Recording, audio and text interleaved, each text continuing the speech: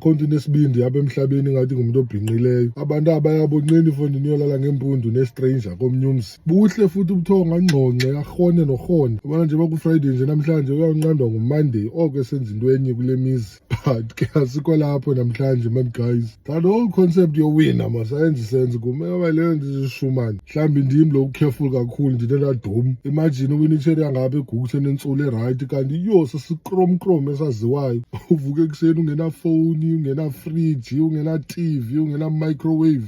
Uzibuze kwawena kuseyizolo ndinxile ndamuva out. Akasekho kwayena usisiza ngapha ukoshona ubukhe wayitshekisha na ipulse. So umane ufaka isandla ebeginini.